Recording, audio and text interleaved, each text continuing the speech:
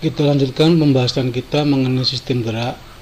Pada pertemuan kali ini adalah membicarakan mengenai otot.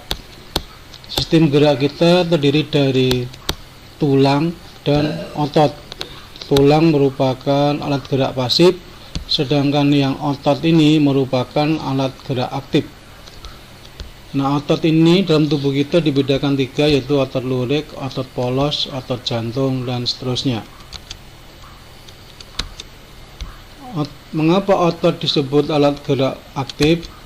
Karena ototlah yang bertugas menggerakkan organ-organ tubuh kita.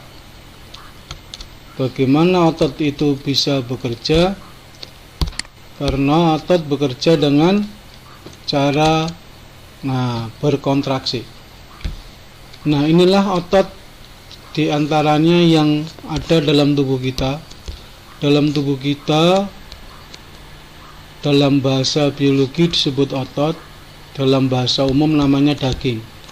Di daging yang nempel dalam tubuh kita disebut otot dalam bahasa biologi. Nah, kita lihat di sini yang menempel dalam tubuh kita ada namanya otot bisep yang letaknya di lengan atas bagian depan. Mengapa disebut bisep? Karena mempunyai 2 tendon untuk menempel pada tulang. Sedangkan lengan atas bagian belakang disebut otot trisep. Ini ujung satunya menempel pada bagian tulang atas, yang bawah menempel pada lengan bawah. Jadi 2 otot ini ujungnya menempel pada lengan bawah, tumpuannya pada tulang belikat pada yang di atas sana. Jadi ada 2 tendon yang menempel pada bagian atas. Karena mempunyai 2 kepala untuk nempel disebut bisep. Kalau yang belakang ini 3 kepala namanya trisep. Ya. Baik yang bisep dan trisep ujungnya menempel pada tulang lengan bawah, pada lengan lengan bawah. Nah, otot yang lain adalah ini otot namanya pectoralis major. Ini disebut otot bagian dada. Kemudian otot bagian perut namanya otot rectus abdominis. Kemudian bagian samping otot oblique eksternal. Jadi ini harus dibedakan, yang depan itu abdominus, yang samping namanya oblique eksternal, ya. Dan lain-lain ini adalah macam-macam otot yang menempel pada tubuh kita, ya. Kita lanjutkan, otot manusia dikelompokkan menjadi 3. Yang pertama adalah otot lurik atau daging yang menempel pada tulang kita, yang membungkus, yang memberi bentuk pada tubuh kita. Mengapa disebut lurik? Nanti akan dijelaskan pada berikutnya. Yang kedua, otot polos. Otot polos ini adalah penyusun organ-organ dalam seperti usus. Jadi usus kita itu disusun oleh otot-otot polos. Juga saluran atau pembuluh darah, atau saluran kencing, saluran reproduksi, dan lain-lain disusun oleh otot polos. Kemudian yang ketiga, otot jantung. Kalau otot jantung ini khusus untuk menyusun organ jantung, ya, khusus. Mengapa ini dibedakan 3 nanti akan dijelaskan. Kerja otot. Apa sebenarnya kerja otot itu? Kerja otot bekerja dengan memendek dan memanjang, ya. Otot itu bekerja dengan memendek dan memanjang. Kerja otot adalah menggerakkan tubuh, seperti menggerakkan tangan, menggerakkan kaki. Kalau itu usus adalah mencerna makanan pada saluran pencernaan. Kalau itu jantung berarti untuk memompa darah, ya. Untuk berjalan berarti yang bekerja adalah otot-otot lurik, otot-otot lurik. Kalau untuk memompa darah berarti yang bekerja otot-otot jantung. Kalau mencerna makanan, jadi yang bekerja adalah otot-otot polos. Jadi apa kerja otot? Kerja otot adalah menggerakkan organ. Bagaimana caranya? Dengan otot itu memendek dan memanjang, memendek dan memanjang. Dengan memendeknya otot lurik, maka akan menarik organ-organ lain seperti tulang yang ditempeli, sehingga kita bisa menggerakkan tangan, kaki, dan lain-lain. Nah, tangan kaki kita ini digerakkan oleh pekerjaan otot yang ada di dalam tubuh kita. Ya. Mengapa itu tangan bisa dibengkokkan? Karena yang bekerja ototnya menjadi pendek sehingga menarik tulang-tulang tersebut. Mengapa otot bisa memendek? Karena adanya aliran listrik dari otak sebagai sumber perintah kita melalui kabel namanya urat saraf. Jadi otot ini bisa diperintahkan oleh kita, oleh yang punya otot, yaitu diri kita, melewati otak memerintahkan tangan bengkok. Maka ada aliran listrik dari otak melewat kabel namanya urat saraf mengenai daging atau otot. Daging atau otot yang kena aliran listrik maka dia memendek atau bekerja atau berkontraksi namanya. Ya. Otot yang mendapat aliran listrik akan berkontraksi atau bekerja, sehingga otot menjadi pendek, otot menjadi keras, dan otot menjadi tegang. Akibat memendek itulah maka bisa menarik organ lain. Jadi jelas organ kerja otot adalah dengan cara menarik, mengendorkan, menarik, mengendorkan, menarik, dan seterusnya. Ya. Jika otot tidak mendapatkan listrik, otot akan berelaksasi atau istirahat. Ya. Sehingga otot menjadi kendor, lembek, dan memanjang. Nah, dalam hal ini berarti kerja otot ada kontraksi, ada relaksasi. Berkontraksi artinya saat bekerja. Relaksasi artinya tidak bekerja atau istirahat. Nah, perhatikan gambar berikut. Sebutkan ciri-ciri otot saat berelaksasi. Berelaksasi artinya istirahat. Berkontraksi artinya bekerja. Nah, kamu lihat, ini ada otot yang lengan atas bagian depan. Tadi otot ini disebut dengan otot bisep. Kamu lihat gambarnya saat dia berkontraksi, saat dia berelaksasi. Pada saat berkontraksi bagaimana? Lebih besar apa lebih kecil? Bisa kamu lihat sendiri, bandingkan pada saat berelaksasi. Kemudian ini menjadi pendek apa menjadi panjang? Bisa kamu lihat, bandingkan. Ya, ini saat berelaksasi. Terus kemudian, nah perhatikan otot bisep ini kepalanya ada dua menempel pada tulang belikat, ujung yang satu menempel pada tulang lengan bawah. Kalau dia bekerja, otot bisep ini bekerja atau berkontraksi, maka dia memendek. Akibat dia memendek, maka dia menarik tulang. Karena ini ada persendian sebagai tumpuan, maka ini akan ketarik. Jadi kalau otot bisep bekerja, maka membengkokkan lengan bawah atau melipat lengan bawah. Sebaliknya, kalau dia berelaksasi, maka dia mengendor menjadi panjang. Karena mengendor, maka dia menjadi lurus. Ya, menjadi lurus. Ya. Nih, jelaskan apa yang terjadi dengan lengan bawah otot bisep berkontraksi. Saat otot bisep berkontraksi, maka lengan bawah akan bagaimana? Ya, akan terlipat. Jelaskan apa tadi dengan lengan bawah jika otot bisep kebalik. Jelaskan apa yang terjadi dengan lengan bawah saat otot bisep berelaksasi. Kalau berelaksasi berarti lengan bawahnya lurus. Tapi pada saat dia berkontraksi maka lengan bawahnya akan ketarik. Ya, sekali lagi, kalau dia berkontraksi maka lengan bawah ketarik. Pada saat berelaksasi dia akan lurus. Nah, sinergis dan otot. Nah, ini perhatikan gambar. Ini ada otot bisep, ini ada otot trisep. Semua dua-duanya nempel pada lengan bawah. Ya. Ini namanya tendon. Tendon itu ujung otot untuk menempel pada tulang. Ini adalah sebagai tumpuannya. Ya. Ternyata kalau dia berkontraksi maka dia akan tertekuk.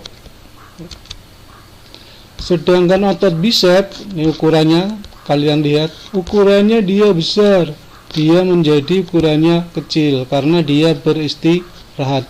berelaksasi. Kalau ini dia sedang berkontraksi.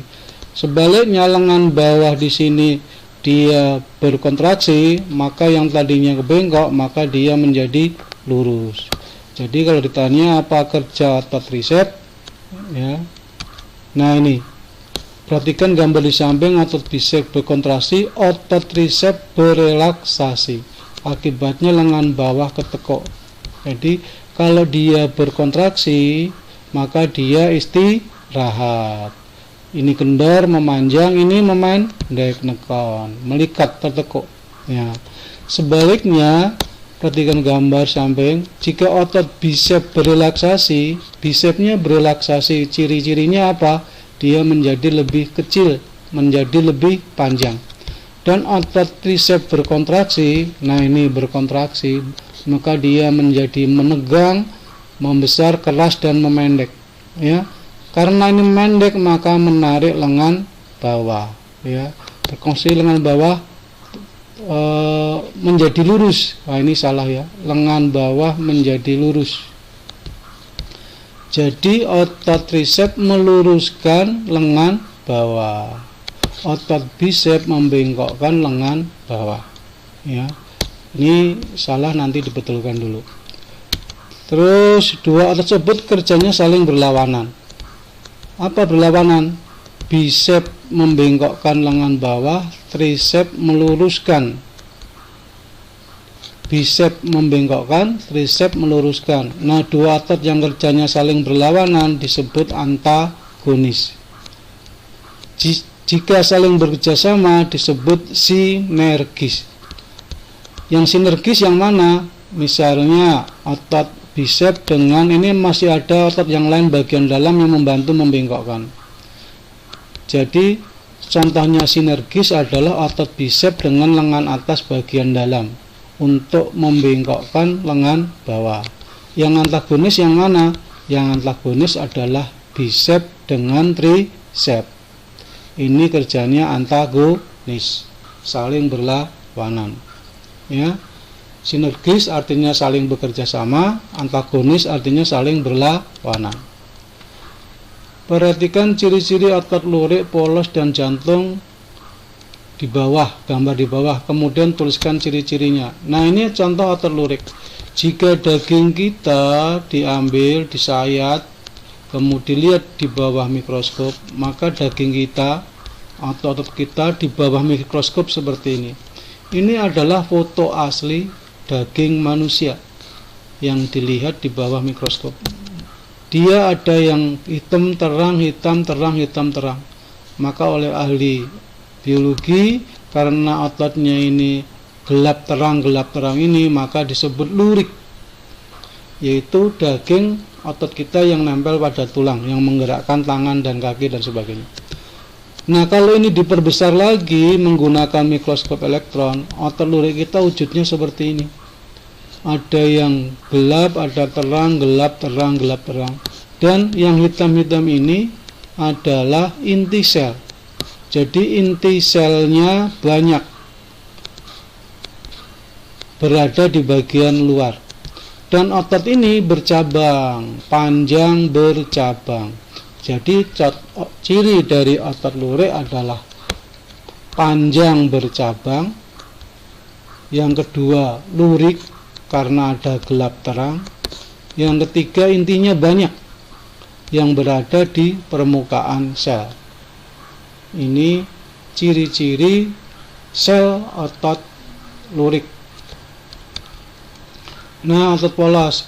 Otot polos dia menyusun usus. Nah, ini usus kita. Usus, saluran pencernaan. Kalau usus ini diambil dagingnya atau diambil dagingnya kemudian dilihat di bawah mikroskop, maka gambarnya seperti ini. Ini gambar asli sel dari sel otot polos pada usus. Ini gambar asli manusia yang dilihat di bawah mikroskop. Ini kalau ini diperbesar, sel otot polos yang diperbesar. Bentuknya apa? Bentuknya seperti cendol. Yang bentuk seperti cendol ini disebut dengan bentuk bergelindong.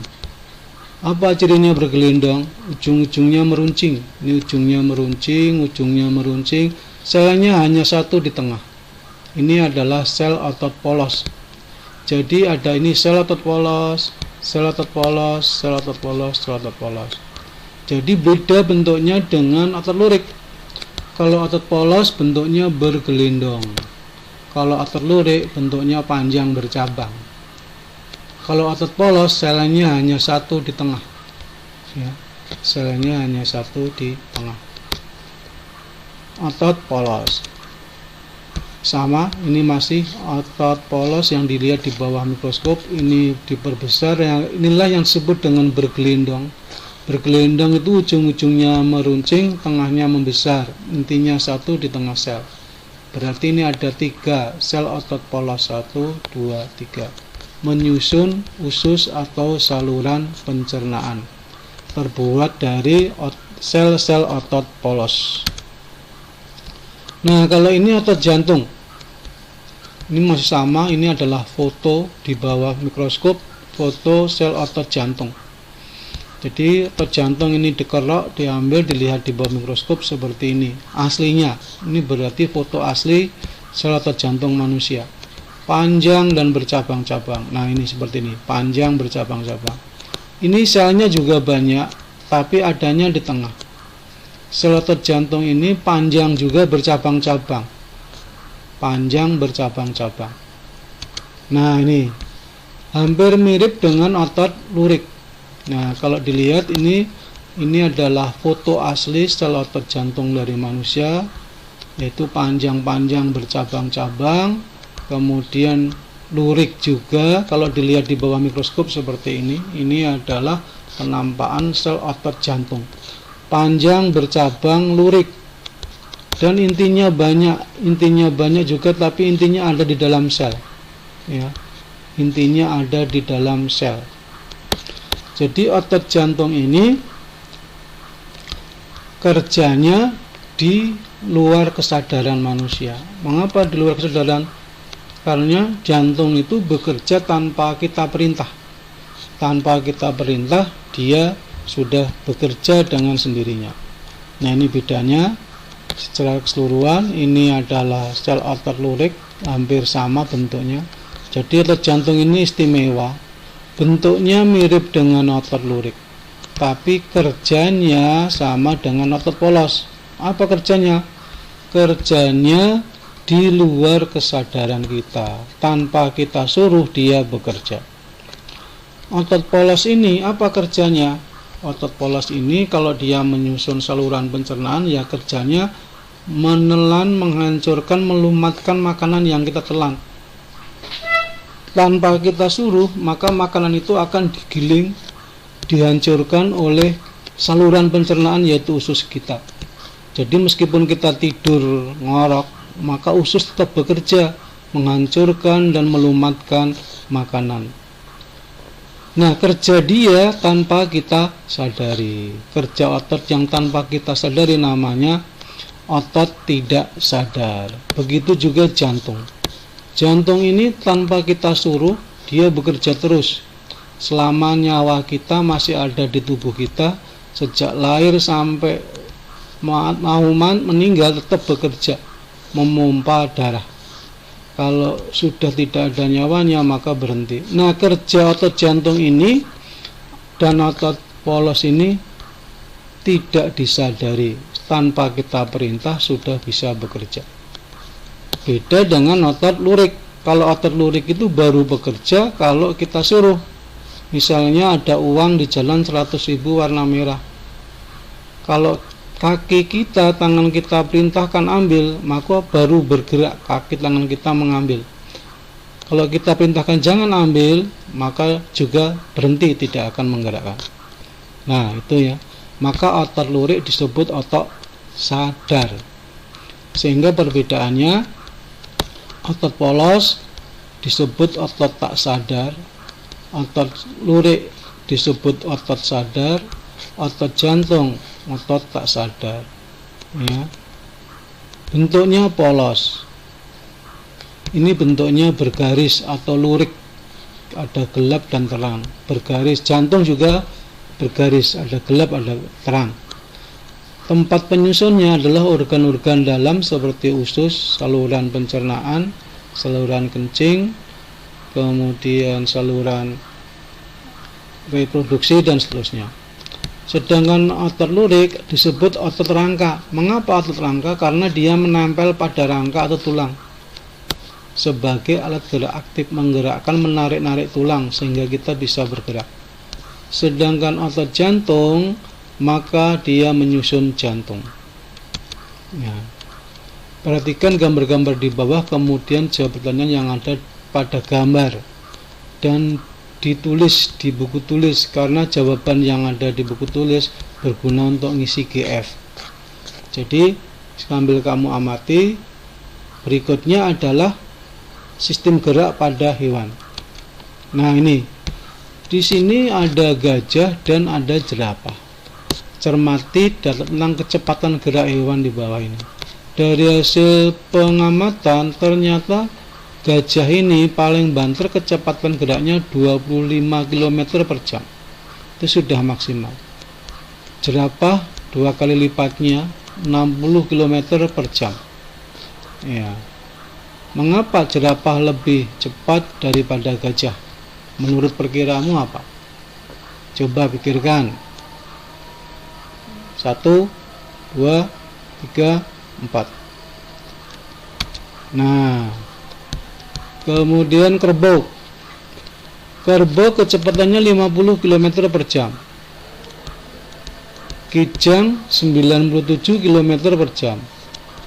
Kuda 76 km per jam. Harimau bisa mencapai 112 km per jam.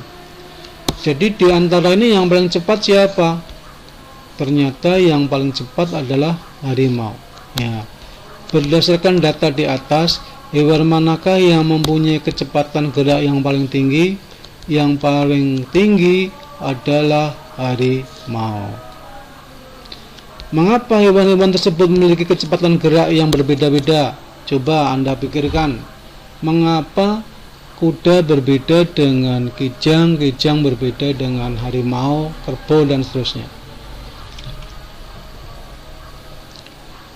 Nah, itu semua kalau hasil pengamatan kecepatan menurut hukum Newton 2, bahwa hukum Newton 2 adalah kecepatan atau percepatan dipengaruhi oleh massa. Dari hewan-hewan tadi, mana massa yang paling besar? Ternyata massa yang paling besar ada pada gajah, ada kerbau, ada pada jerapah. Semakin besar massanya, maka kecepatannya makin berkurang. Ya. Tapi mungkin kekuatannya lebih kuat yang besar-besar ini, lebih kuat dibandingkan hewan ini. Tapi speednya lebih. Nah, ini harimau. Mengapa harimau dan kijang itu lebih cepat dari hewan yang lain? Karena kedua hewan ini waktu bergerak lebih banyak di udara, bisa meloncat. Harimau meloncat, sekali loncatan bisa 5 meter. Begitu juga kijang, sekali meloncat. Nah, hewan-hewan yang bisa meloncat di udara ini gesekan badan dengan udara lebih kecil dibandingkan gesekan kaki-kaki ini dengan tanah. Nah, karena gesekan lebih kecil, kemudian massanya juga lebih kecil, otot-ototnya lebih lentur, massanya juga lebih kecil, sehingga melesatnya atau kecepatannya lebih tinggi. Apalagi harimau ini dikonstruksinya lebih lentur, kemudian tulang-tulangnya tentunya lebih kecil daripada pada kuda dan pada kerbau. Ya, sesuai dengan hukum Newton 2, maka ternyata harimau diciptakan untuk bergerak yang paling cepat. Maka disebut dengan bisa sebagai pemangsa hewan-hewan ini. Kalau kecepatannya rendah, maka mungkin dia nggak akan makan. Kesimpulan apa yang dapat kamu ambil dari analisis? Jadi disimpulkan bahwa massa berpengaruh terhadap kecepatan, konstruksi organ tubuh bagian dalam, dan kemudian pengaruh gesekan mempengaruhi kecepatan dari masing-masing hewan. Nah, untuk hewan-hewan yang hidup di air memiliki hambatan yang lebih besar daripada di udara. Maka hewan-hewan yang hidup di air dia beradaptasi dengan lingkungan yang hambatannya lebih besar. Bagaimana adaptasinya? Di antaranya bentuknya bulat telur. Bentuk bulat telur disebut dengan streamline. Streamline itu bentuk bulat telur. Kemudian dia bergerak menggunakan sirip dan tubuhnya dilengkapi dengan lendir. Ya, dengan menghasilkan lendir yang licin, dengan ada bentuknya bulat telur, runcing di depan dan belakang, maka dia akan sangat mudah melesat di dalam air. Sehingga ini ada ikan-ikan kecil, semakin kecil makin lincah gerakannya dan susah untuk dikejar oleh ikan yang lebih besar. Ya. Jadi itulah bentuk-bentuk adaptasi ikan atau hewan yang hidup di air agar memudahkan gerak. Sedangkan burung untuk mendapatkan daya terbangnya, maka dia dengan mengepakkan. Masih prinsip dengan hukum Newton. Ya, kalau ini berlaku hukum Newton 3. Hukum Newton 2 juga. Apa hukum Newton 3? Yaitu hukum aksi dan reaksi. Supaya mendapatkan gaya dorong ke atas, maka ini harus dikepakkan ke bawah. Aksinya mengepakkan sayap ke bawah, reaksinya dia terangkat ke atas, ya, untuk mengambil makanan yang ada di air. Selain itu, hewan-hewan yang hidup di air juga memanfaatkan tegangan air. Nah, ini tegangan permukaan air. Air mempunyai sifat tegangan muka, maka hewan-hewan tertentu yang lebih ringan seperti nyamuk dan kemudian ini anggang-anggang, maka dia dengan menumpukan kakinya yang di atas, yang tegangannya tinggi ini, maka dia akan bisa menggerakkan dirinya di atas air tanpa tenggelam. Contohnya di sini anggang-anggang ini dia bisa gerak cepat, ditiup dengan tiupan angin dan gerakan dikit maka akan meluncur di air. Sama dengan si nyamuk ini, dia bertelur di air dengan memanfaatkan tegangan air, permukaan air, ya. Kemudian, nah tadi si burung tadi untuk mendapatkan gaya angkat ke atas, karena ini massa burung tidak mungkin lebih kecil daripada massa jenis udara, maka dengan caranya konstruksinya dibengkokkan sayapnya. Ini adalah bentuk adaptasi burung yang bergerak di udara, maka konstruksi sayapnya membengkok melengkung ke atas dan massa tulangnya dan otot-ototnya lebih kecil tapi lebih kuat, sehingga digunakan manusia untuk membuat pesawat terbang meniru dari konstruksi dari burung, yaitu sayap pesawat terbang dibikin meruncing di belakang, membesar, kemudian meruncing di depan, sehingga aerodinamis, sehingga kalau ini digerakkan maka akan mendapatkan daya dorong ke atas menggunakan sayap ini, ya. Sayap ini bisa dibengkokkan ke bawah, bisa dibengkokkan ke atas. Kalau dia mau naik ke atas maka agak diturunkan, maka ada aliran udara di bawah sayap yang menyebabkan terangkatnya pesawat terbang ini. Nah, ini seperti ini. Jadi bagaimana pesawat terbang itu akan naik ke atas, maka di belakang sini ada yang bisa digerakkan ke bawah, sehingga aliran dari depan itu akan ke belakang mendorong menaikkan sayap-sayap ini sehingga pesawatnya bisa naik ke atas, ya. Ini adaptasi burung-burung yang ada di udara, maka menggunakan prinsip-prinsip seperti ini. Ya, cukup sekian mengenai materi hari ini. Selamat mengerjakan, silakan dibaca buku paketnya, jangan lupa dibaca juga. Assalamualaikum warahmatullahi wabarakatuh. Salam sejahtera untuk kita semua.